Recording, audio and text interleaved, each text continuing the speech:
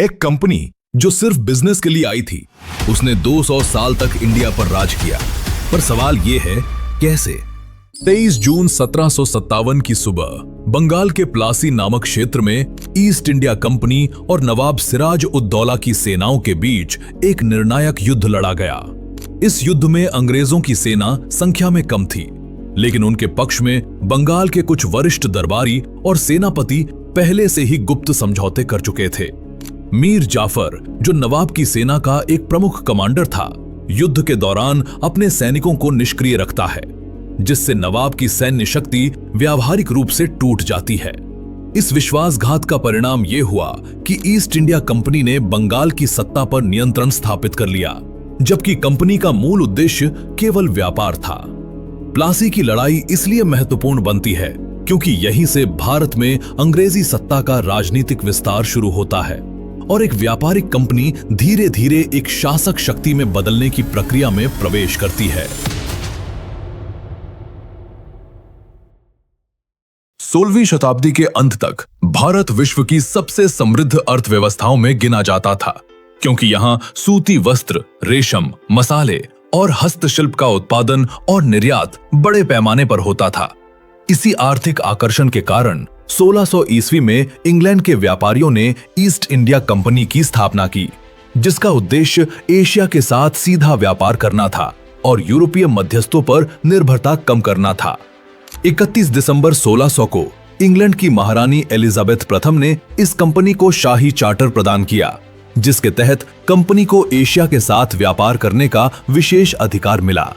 ये चार्टर केवल व्यापार तक सीमित था और इसमें भारत पर शासन या राजनीतिक हस्तक्षेप की कोई अनुमति शामिल नहीं थी। उस समय कंपनी का ढांचा पूरी तरह से एक प्राइवेट कमर्शियल एंटरप्राइज जैसा था, जिसका मुख्य लक्ष्य लाभ कमाना था।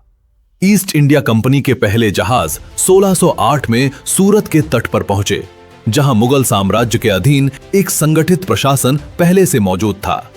मुगल सम्राट जहांगीर के शासनकाल में भारत की केंद्रीय सत्ता मजबूत थी और विदेशी व्यापारियों को स्पष्ट नियमों के अंतर्गत काम करना पड़ता था।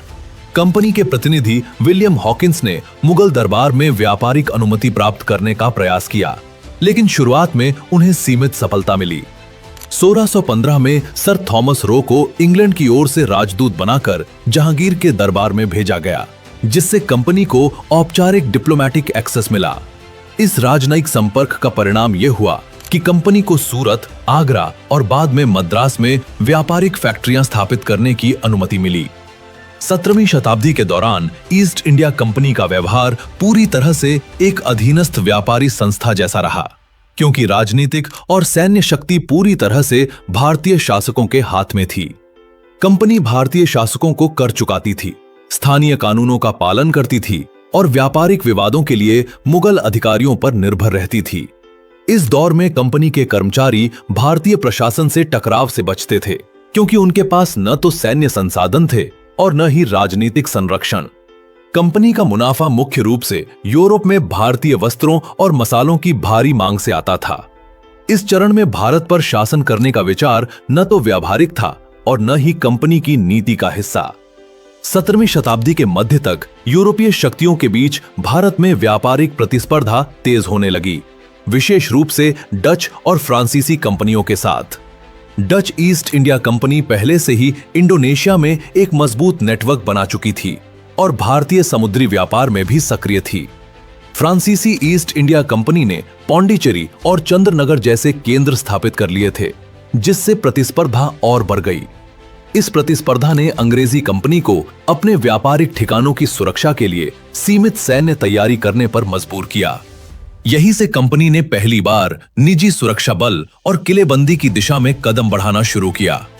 मद्रास में फोर्ट सेंट जॉर्ज और कलकत्ता में फोर्ट विलियम जैसे किलों का निर्माण मूल रूप से व्यापारिक गोदामों और कर्मचारियों की सुरक्षा के लिए किया गया था। इन किलों का उद्देश्य किसी भारतीय राज्य को चुनौती देना नहीं था, बल्कि समुद्री डाकुओं और यूरोपीय प्रतिद्वंदियों से बचाव करना था। हालांकि इन संरचनाओं ने कंपनी को एक स्थायी सैन्य उपस्थिति का अनुभव दिया, जो भविष्य में महत्वपूर्ण साबित हुआ। धीरे धीरे कंपनी के अधिकारी स्थानीय सैनिकों की भर्ती करने लगे। ये भर्ती पूरी तरह से डिफेंसिव जरूरतों के आधार पर की गई थी। न कि क्षेत्रीय विस्तार के लिए। 17वीं शताब्दी के उत्तरार्ध में मुगल साम्राज्य की केंद्रीय शक्ति धीरे धीरे कमजोर होने लगी, विशेष रूप से औरंगजेब की मृत्यु के बाद। उत्तराधिकार संघर्षों और लगातार युद्धों ने साम्राज्य की आर्थिक और प्रशासनिक क्षमता को प्रभावित किया। प्रांतीय सूबेदार अधिक स्वायत्त होने लगे और केंद्रीय आदेशों की अवहेलना बढ़ने लगी। इस राजनीतिक अस्थिरता का सीधा प्रभाव व्यापारिक माहौल पर पड़ा, क्योंकि अलग अलग क्षेत्रों में अलग नियम लागू होने लगे। ईस्ट इंडिया कंपनी ने इस स्थिति को एक अवसर के रूप में देखा, जिसमें स्थानीय शासकों से अलग अलग शर्तों पर समझौते किए जा सकते थे। 18वीं शताब्दी की शुरुआत तक भारत में सत्ता का संतुलन स्पष्ट रूप से बदलने लगा था, क्योंकि बंगाल, अवध और हैदराबाद जैसे प्रांत लगभग स्वतंत्र शासन की तरह कार्य करने लगे। इन प्रांतों की आर्थिक समृद्धि बहुत अधिक थी, लेकिन उनकी सैन्य और राजनीतिक स्थिरता सीमित थी। ईस्ट इंडिया कंपनी ने इन क्षेत्रों में व्यापार बढ़ाने के लिए स्थानीय शासकों को वित्तीय सहायता और ऋण देना शुरू किया। ये आर्थिक निर्भरता धीरे धीरे राजनीतिक प्रभाव में बदलने लगी। कंपनी के अधिकारी अब केवल व्यापारी नहीं रहे, बल्कि स्थानीय सत्ता समीकरणों को समझने और प्रभावित करने वाले एक्टर्स बनते चले गए। 18वीं शताब्दी के मध्य तक भारत की राजनीतिक संरचना गहराई से बदल चुकी थी, क्योंकि मुगल सम्राट की वास्तविक सत्ता दिल्ली और उसके आसपास के क्षेत्रों तक सीमित रह गई थी। बंगाल, अवध और हैदराबाद जैसे प्रांत औपचारिक रूप से मुगल अधीनता स्वीकार करते थे, लेकिन प्रशासन, कर वसूली और सैन्य नियंत्रण स्थानीय नवाबों के हाथ में था। इस विकेंद्रीकरण ने सत्ता संघर्ष को जन्म दिया, जिसमें दरबारी गुट, सेनापति और व्यापारी वर्ग प्रभाव बढ़ाने की होड़ में लगे हुए थे। ईस्ट इंडिया कंपनी ने इस अस्थिर राजनीतिक वातावरण को केवल व्यापार के लिए खतरे के रूप में नहीं देखा, बल्कि एक स्ट्रेटेजिक ओपनिंग के रूप में समझा। कंपनी के अधिकारी ये पहचानने लगे कि यदि वे स्थानीय सत्ता संघर्षों में हस्तक्षेप करें, तो व्यापारिक हितों को राजनीतिक अधिकारों में बदला जा सकता है। यही सोच कंपनी की भूमिका को एक पैसिव व्यापारी से एक्टिव पावर ब्रोकर की ओर ले जाती है। 1756 में बंगाल के नवाब सिराज उद दौला ने कंपनी की बढ़ती सैन्य गतिविधियों और बिना अनुमति किलेबंदी पर आपत्ति जताई। कलकत्ता में फोर्ट विलियम का विस्तार नवाबी संप्रभुता के लिए सीधी चुनौती था। नवाब की सैन्य कार्रवाई का उद्देश्य कंपनी को उसकी व्यापारिक सीमा याद दिलाना था, न कि सत्ता परिवर्तन करना। इस टकराव के बाद ईस्ट इंडिया कंपनी ने पहली बार खुले तौर पर नवाब को हटाने की योजना बनाई। रॉबर्ट क्लाइव के नेतृत्व में कंपनी ने बंगाल दरबार के असंतुष्ट तत्वों से संपर्क किया, जिनमें प्रमुख रूप से सेनापति मीर जाफर शामिल थे। मीर जाफर को नवाब बनाने का वादा कर कंपनी ने आंतरिक विश्वासघात को संगठित किया। 23 जून 1757 को प्लासी की लड़ाई लड़ी गई, जहां नवाब की सेना संख्या में अधिक होने के बावजूद निर्णायक रूप से कमजोर साबित हुई। मीर जाफर की निष्क्रियता ने युद्ध का परिणाम पहले ही तय कर दिया था। ये लड़ाई सैन्य से अधिक राजनीतिक थी, क्योंकि इसने ये सिद्ध कर दिया कि कंपनी भारतीय सत्ता संघर्षों का उपयोग कर शासन बदल सकती है। प्लासी के बाद मीर जाफर को नवाब घोषित किया गया, लेकिन वास्तविक शक्ति ईस्ट इंडिया कंपनी के हाथ में चली गई। बंगाल के खजाने से कंपनी को भारी भुगतान किया गया और व्यापारिक विशेषाधिकार मिले। ये वो क्षण था जब भारत की सबसे समृद्ध अर्थव्यवस्था एक प्राइवेट कंपनी के आर्थिक नियंत्रण में चली गई। 1764 की बक्सर की लड़ाई ने इस नियंत्रण को वैधानिक रूप दे दिया। 1765 में मुगल सम्राट शाह आलम द्वितीय ने कंपनी को बंगाल, बिहार और उड़ीसा की दीवानी प्रदान की। इसका अर्थ था कर वसूली का अधिकार, जबकि प्रशासनिक जिम्मेदारी नाम मात्र के शासकों के पास रही। इस डुअल सिस्टम ने कंपनी को बिना प्रत्यक्ष शासन के अपार आर्थिक शक्ति दे दी। बंगाल की आय से कंपनी ने अपनी सेना का विस्तार किया और इसी धन का उपयोग अन्य भारतीय राज्यों के विरुद्ध किया गया।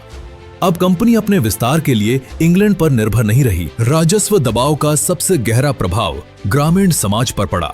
निश्चित कर वसूली की नीति ने किसानों और जमींदारों दोनों को संकट में डाल दिया। 1770 का बंगाल अकाल इसी आर्थिक व्यवस्था का प्रत्यक्ष परिणाम था, जिसमें लाखों लोगों की मृत्यु हुई, जबकि कंपनी का रेवेन्यू कलेक्शन जारी रहा। इसके बाद कंपनी ने भारत के अन्य हिस्सों में सैन्य विस्तार शुरू किया। मैसूर में हैदर अली और टीपू सुल्तान ने कंपनी की बढ़ती शक्ति को चुनौती दी। 1799 में टीपू सुल्तान की पराजय के साथ दक्षिण भारत में संगठित प्रतिरोध लगभग समाप्त हो गया। उत्तर और मध्य भारत में मराठा शक्ति आंतरिक विभाजन से कमजोर हो चुकी थी। 3 आंग्ल मराठा युद्धों के बाद 1818 तक मराठा सत्ता का अंत हो गया। इन विजयों ने कंपनी को भारत की सबसे प्रभावशाली सैन्य शक्ति बना दिया। सैन्य नियंत्रण के साथ कंपनी ने प्रशासनिक ढांचे को भी पुनर्गठित किया। न्याय प्रणाली, भूमि व्यवस्था और राजस्व प्रशासन को कंपनी के हितों के अनुसार ढाला गया।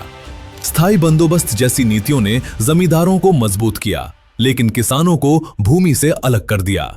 शिक्षा और कानून के क्षेत्र में भी बदलाव किए गए, जिनका उद्देश्य भारतीय समाज को मॉडर्न गवर्नेंस के लिए नहीं, बल्कि औपनिवेशिक प्रशासन के लिए तैयार करना था। इससे एक नया क्लेरिकल वर्ग उभरा, जो कंपनी शासन का सहयोगी बन गया।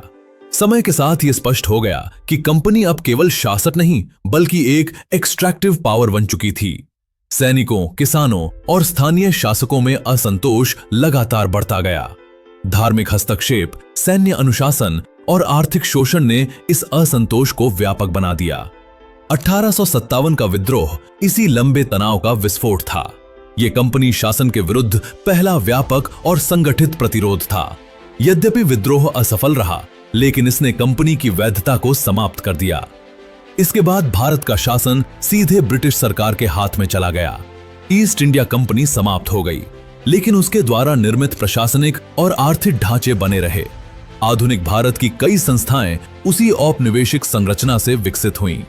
इस पूरे घटनाक्रम से यह स्पष्ट होता है कि भारत में अंग्रेजी शासन किसी एक युद्ध या योजना का परिणाम नहीं था। यह व्यापार, राजनीतिक हस्तक्षेप और आर्थिक नियंत्रण की क्रमिक प्रक्रिया थी। यही कारण है कि यह इतिहास आज भी भारत की राजनीतिक और आर्थिक समझ के लिए प्रासंगिक बना हुआ है।